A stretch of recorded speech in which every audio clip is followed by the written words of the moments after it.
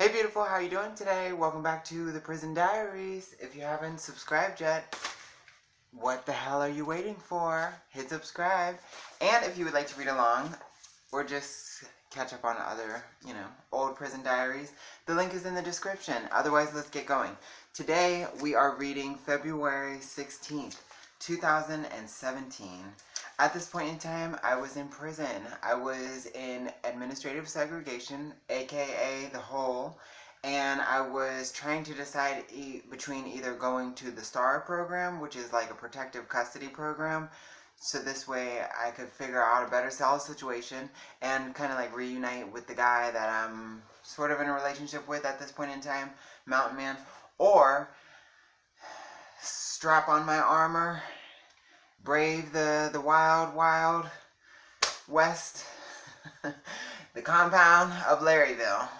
One or the other. I was trying to make up my mind.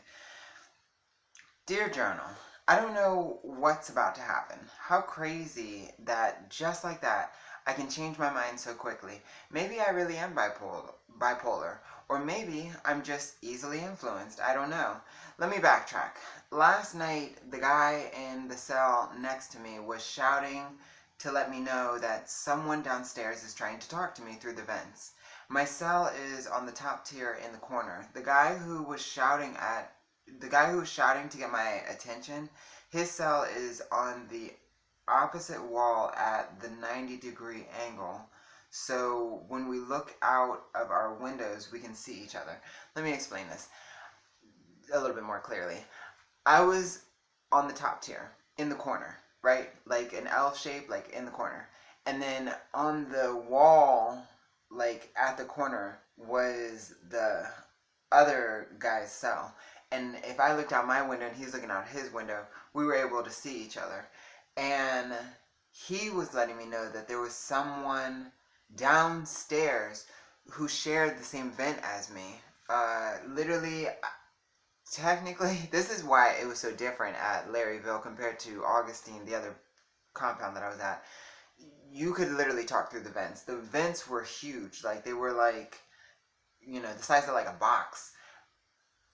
And it was all open, I guess. It must have been like a gigantic vent. Did I say that word right? Gigantic? Enormous vent. It was a really big vent where literally I could talk to the person that was next door to me and the person downstairs and probably next door to him. I think all four of those vents shared the same like tunnel, so you could literally talk. But okay, this guy upstairs next door to me was letting me know that someone down there wanted to talk to me through the vent. Okay, so yeah.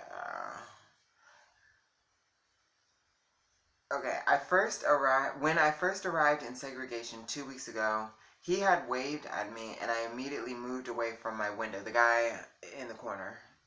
Since then, I am secretly tickled by the way he constantly hollers and jokes with the guards, teasing them. He was such a mess. I forgot about this until reading this. He was pretty funny. Like, he used to just give the COs a hard time all the time. And then also, every single tray, he was always missing, quote unquote, missing something. Like, every single tray, he'd be like, "Hey, CO, where my banana at?" Or, "I didn't get no cake on this tray." Like, every single tray. In my mind, I'd be thinking, like, come on, man. Like, that they obviously know, but they would bring it to him every time. I tell you, Larryville was such a laid-back facility. Like, every time they would give him either another tray or they would give him whatever it was. And they knew that this guy was handling them, but, it's the whole. So, yeah. I actually end up getting a CO that gives me some extra stuff too, but I haven't gotten to that yet. That's why I haven't mentioned it. But, or maybe I did. Actually, I think I might have mentioned it already. But there was a CO that he would give me, like, 2 trays at a time every time he worked. He was gay. Definitely thought I was cute, so whatever. But hey, you gotta eat, boys gotta eat, okay? I first arrived in segregation 2 weeks ago. He had waved at me and I immediately moved away from my window. Since then, I am secretly tickled by the way he constantly hollers and jokes with the guards, teasing them. I'm also impressed how he every day works them over to get something extra at chow time, and sometimes even an extra tray. Anyway, I go over to my vent, which I had covered up with deodorant, shampoo, and wet toilet paper to stop the dry air that chapped my lips and closed off the noise that constantly comes in from the vents. Yeah, because that's the downside of it. In regular population, people don't. First of all, I think the vents are a little bit different in regular population because I only can recall being able to talk to my neighbor in regular population. I couldn't talk to the person downstairs. Segregation, I guess, was just more ghetto. I've mentioned in other videos, it literally looked like a dungeon, like a cliche dungeon that you think of from like an old prison movie or something like that. That's how it looked. It was dim and dark and dirty, dusty dungeon, you know? Yeah, so I talked to him through this vent, is what I'm getting at. Okay,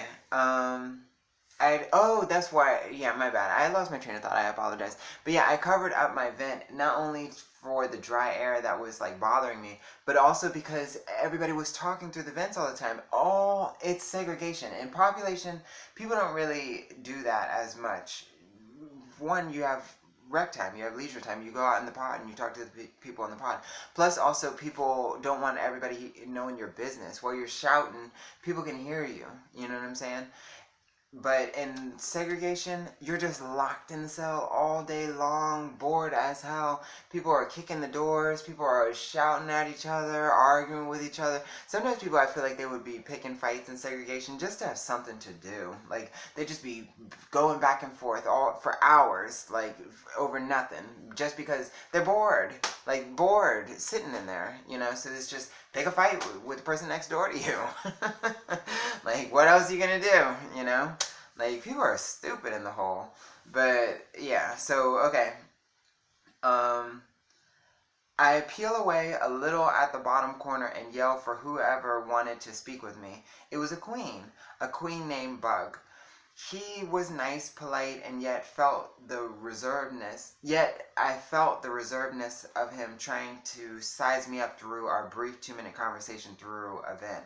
Yeah, it's weird talking to people in prison. People, it's like they're so different than out here. You know, when you talk to people, I'm at the grocery store, I talk to people all day long. People ain't sizing me up. I mean, some people probably are, you know, I can kind of tell. And then some people I probably can't tell. I probably just am thinking it's an innocent conversation, but obviously whenever you talk to somebody, you're gathering information, but it's just different in prison. I don't know. It's something about the guards. Everybody has these guards. So it just, and I guess like me, I would always come across so naive, so innocently friendly and stuff like that. And it just really kind of messed people up, you know, when talking to me. But okay. He told me that he was interested in meeting because I'm the talk of the compound and lots of men are dying to meet me. Hearing that didn't surprise me at all. I'm a new queen on the compound and I look like Prince. Whatever. I went to bed. Today, that guy in the cell next to me asked if I was going outside for rec. I told him no. Later, he told me that the tranny downstairs, I had noticed her on the days when we have our showers. She suggested that we should ask to be put in the cell together, like in general population.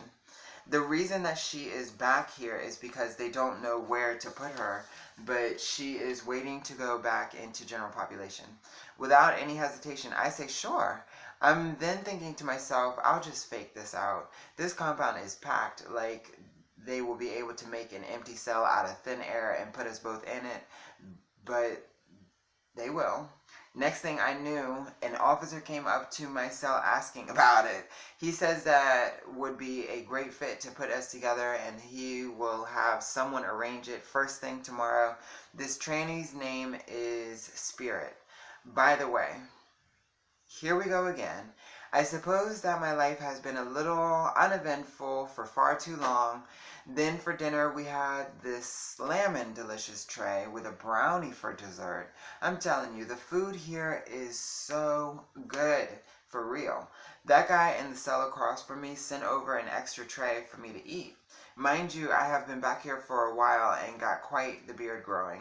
My body is no longer smooth the way I usually keep it. I haven't seen how I look since January 31st because there aren't any mirrors in these cells. That was another thing that I gotta be I gotta be honest, that was killing me. There was no mirrors in the cell. I didn't know how I looked. And, you know, at least out here, I part my hair, I relax my hair so it's straight. In there, you can, if you want to see how I look with curly hair, my first, like, 3 videos on this channel are when I first got out, like, fresh out of prison, made videos, like, immediately. And I still look the way I did when I was locked up. I have a beard and curly hair, curly black hair is how I look without all of this, you know. And in there, I didn't have no mirror, so I didn't know how I was looking, but I'm sure that I looked crazy. I kept trying to brush my hair, like comb my hair, you know. Oh, and also I used to still do my eyebrows in like jail and in prison. I had a clever little trick, I'll tell you. It was colored pencils. I would get a pack of colored pencils, use the black colored pencil from there. All the queens thought this was so cool. They started copying me because the queens, they wanted to look like women. So they thought that I had actual makeup, and they would get makeup sometimes from the female COs. Like the queens and the female COs usually would kind of click sometimes, and then, you know, COs. I'm telling you, I hate to break this secret to you, but the administration is the #1 way how contraband gets into prison. It is not through visitation, even though they just love taking anything away from inmates. Any kind of privilege that inmates have, they just want to take everything away until eventually they start killing people in there. You know, your loved ones won't even come home because they're going to be killed. The people that are working at the prisons won't even make it home for dinner because they're going to be killed. They're trying to take away every little luxury that they have in there because they just have so much, you know. But, and a lot of the things that they're a lot of the reasons that they try to remove things aren't even valid reasons. Like visitations, they want to crack down on visitations and search the people when they come in. But that's not really the main way how they get contraband in. But anyway, the queens, they used to ask me, they'd be like, oh, how did you get that, blah, blah, and I'm like, oh, with colored pencil, and then they would try to do it, but they would come back to me, and they're like, oh, how do you get it on, because it doesn't really come on my skin that good, and all that stuff, and I told them my trick, because I'm not stingy, you know, I don't mind telling my trick. Water is how I would use it. I would run it over water, and then it just glides right on there. It was perfect. So yeah, I still have my eyebrows even in there. I just got my papers. Okay. I hope I didn't mess this all up. But okay. Did I mess this up? I think I messed this up, y'all. I'm sorry. Damn. But yeah. Okay. This trainee's name is Spirit, by the way. Here we go again. I suppose that my life has been a little too uneventful for far too long. Oh yeah, mind you, I have been back here for a while and got quite the beard growing. My body is no longer smooth the way I usually keep it. I haven't seen how I look since January 31st when I got to this compound because there aren't any mirrors in these cells. I comb my hair through muscle memory and squinting in the glass from the window at my cell door. Lord only knows what I look like. I think the guy that gave me that extra tray, he tells me that his name is Black Panther. How cute. And he was dark as midnight. I gotta be honest, my favorite type of black guys, oh my god, are dark skin black guys. Like, Cam is the first guy that's like my complexion, like light skin, that I actually have been like with, which is pretty cool because he acts like straight up black, you know, you can't tell him different, you know, his mom's white and his dad's black, and Cam grew up black, like, you know, in his mind, he's like 100% die hard, Black community all the way. It's actually really cool. I love it a lot. That's one of my favorite things about him. One of the many, many, many, many things that I just love and, obsess over with Cam. But prior to him, typically I like cut and dry kind of guys, I guess you could say. White guys or black guys, but dark skinned black guys. Like, I don't know. So sexy to me. I don't know. And then, of course, I like white guys. And then I like Spanish guys. I've been with Italian guys. I've been with a French guy. I've even been with an Indian guy. Not dated, but, slept with him. But, okay. Alright, so to my surprise, we ended up chatting for 3 hours straight. He did take a break at the start of our conversation because he flashed me. He flashed me his sausage out of nowhere, mind you. We were getting acquainted, and then just randomly he says, "Hold on a minute." He backs away to stand on his toilet and whips out his huge, thick, monster chocolate sausage. By the way, my mom is here today. Whatever. Yeah, I mean, these people, they know me. Like, it's not, y'all are just meeting me, but I didn't grow up with these people. They know me very, very well. Okay, he starts stroking it, which it looked like a huge handful for his grip to hold. So I stand on my toilet and flash him my backside. He gets off and thanks me. I thought that would be the end of it, but to my surprise, we talked for 3 hours. I loved it. I haven't had an intellectually stimulating conversation like that since Spade. Spade was the dude that I was really, really cool with. He was so cool, and he never once hit on me. That's always going to be my favorite thing about Spade. There's a handful of people, literally on one hand, I can count, and really off the top of my head, I can only think of like 3 people, Spade included, that, never came at me like that, and I always really appreciate it. But Spade is definitely number 1 because I thought that he would. There's a bug in here. But, where did that thing go? Alright, sorry. Spade is the number 1 person that I thought would have came at me like that just because we were getting so close. And every single person that I got close to, they all would switch up.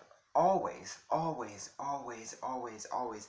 And it really kind of like, this might sound strange, but it hurt my feelings, actually.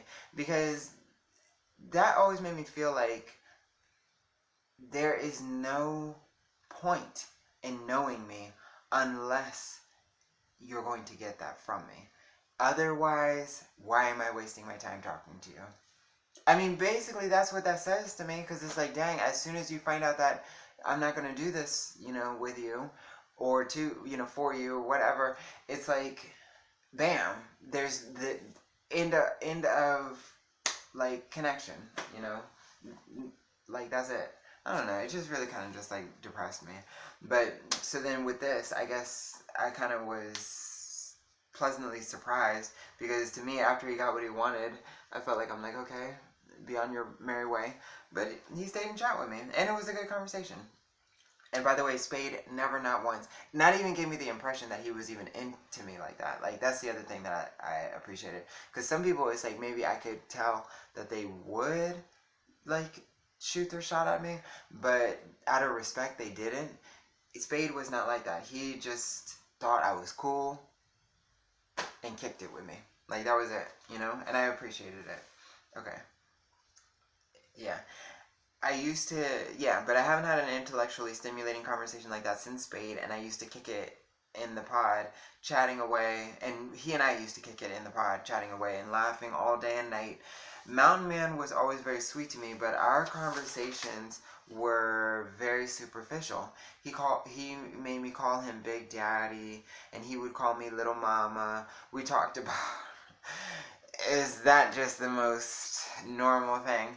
But we talked about what it would be like to go camping together someday, and what our favorite childhood movies were growing up. Sometimes it seemed like he interrupted me if I talked too long, so I mostly just complimented him a lot and told him how much, he's so cute, and I love listening to him and whatever, which is an exaggeration. I mean, I didn't hate it, but it wasn't as incredible as but he wasn't as incredible as I made him think that he was to me. You know, like a meal at McDonald's. It did the trick. I've come to notice that majority of guys in here only see me as a sex object and don't really care much for anything that I have to say. So anytime I come across someone who is actually listening to me and truly taking an interest in what I have to say, it not only charms me, but it impresses me. And he wanted to do all of that talking with me after he had already seen my ass and jerked off to it. Most guys only put in the work of talking to a person in order to get a happy ending prize. So wow, what struck me most was how deep our conversation was, and he really had some insightfully wise comments. Mostly what I loved most about talking to Black Panther was how he met me on my level. I always really appreciate when I come across someone who isn't trying to label me or force me to fit into some specific category that I seemingly should be fit into. I'm just me. I'm unpredictable, full of endless surprises, and completely one of a kind. So when I meet someone and so are you, by the way, okay? If you are watching this video, you too are unpredictable, one of a kind, full of surprises, and special. You know what I'm saying? Like, seriously. And don't ever let anybody try to make you feel like you should be a specific way. You can only be yourself. And I'm not a motivational speaker, so I'll just get back to reading.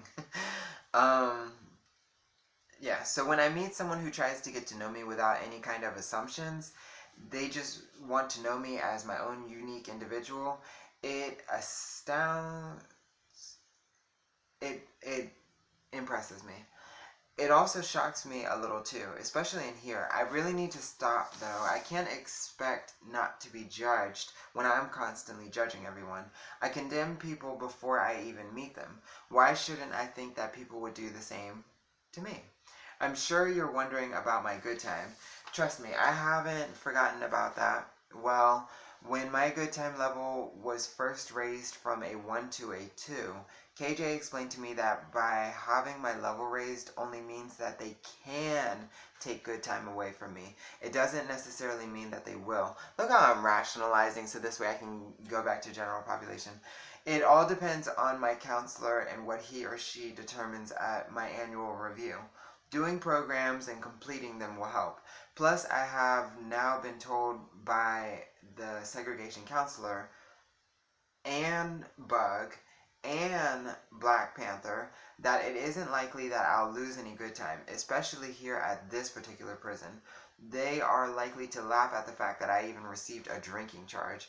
This is what I have been told. Which, yeah, because they don't give that to people, you know, at this compound. I mean, they did. There were people that did get it, but it was like specific situations. Like, you know, the person had gotten drunk and disrespectful to a CO. Then, yeah, they charged them.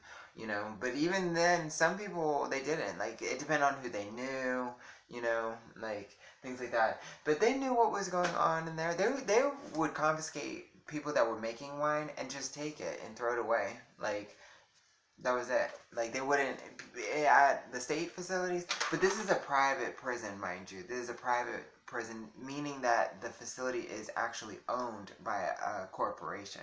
The other prison was a state facility. It was owned by the state of Virginia. And state facilities have stricter regulations, you know, and procedures, policies, whatever that they follow. So yeah, they see somebody making wine and they confiscate it, they're going to charge you. Somebody drinking it, they're going to charge you. Here, it was way different. Not only was it a private prison, but it was a black man prison. Black people are laid back and chill as hell. I mean, like, that's just how it is. They are laid back type of people, you know? White people are not as laid back. Some are, obviously. There's plenty of white people that's laid back, and there's plenty of black people that are uptight, obviously. But, and there were, at this prison, like, don't get me wrong. Let me not get it twisted. Like, there definitely was black people that, whew, you know, every person is different. But for the most part, you know, it was a very chill place. Okay. So yeah, this is what I have been told. However, my annual review is August of this year. If something turns out to be bad for me, that still leaves me with enough time to go back to the hole and get myself into the STAR program. I don't know, Journal. Maybe I shouldn't change my mind, but I have had so many people tell me that this isn't a bad compound. And from what I can tell, they seem to be right. I love the food. When I first got to Augustine, aside from Tori and Bright, Tori was the first queen that I had ever met in prison. Well, no, because there was Poo Poo Cat at, what was that, receiving. But Tori was the first queen that I met at Augustine prison. And then Bright was my very first cellie. No one, aside from them, no one was nice and friendly as people have been to me here. Which I don't know how delusional I am sometimes. It's prison. I don't know why I was expecting like such, I don't know. It's not like I was expecting like niceness, but just kind of like, I guess I expected to get what I'm giving out. Like a lot of people when I was in jail, that's what they would explain all the time. They're like, oh, prison, it's a place of respect. So if you're a disrespectful person, then you're going to run into a lot of trouble. This is what I was always explained. If you're somebody that is confrontational or wants to be tough and Billy Badass type of dude, you're going to run into a lot of issues. But if you're a respectful person and conduct yourself, like properly in terms of minding your own business, not being flip of the mouth with people, nobody's really gonna mess with you. This is what I had heard. But I suppose that the rules are different for just regular straight guys than somebody like me. I should have realized that, really, to be honest. I'm just an idiot sometimes. But okay. But yeah, and then the biggest thing that I love is how laid back the COs are. I have been bitching about the officers my entire time locked up at the regional jail, the maximum security jail, then at Augustine prison. It is so nice and refreshing and a relief not to have officers who deliberately go out of their way to make your time harder than it already is. Why aggravate and agitate and make a person miserable who is already being punished? I just don't get that. And then they wonder why inmates attack the officers. It's like, they are terrible. Like, for real. It's literally kicking a vicious, diseased dog with rabies while it's down. You know what I'm saying? That's also locked in a cage. Like, you're not going to get a good response out of doing that, It's the exact same freaking thing. Okay, I never understood that. I thought officers were allegedly supposed to be the good guys, the helpers, the facilitators of peace and order, structure. This is the first place I have been in where the cops are so laid back and chill. I love it. That alone is enough to really make me want to stay here and give this place an honest try. XOXO, Lucky. That was a long entry, and I'm a little bit tired. But I hope that you enjoyed it nevertheless, and I hope you will subscribe and have a wonderful day. I will see you in the next video, sweetheart. Bye.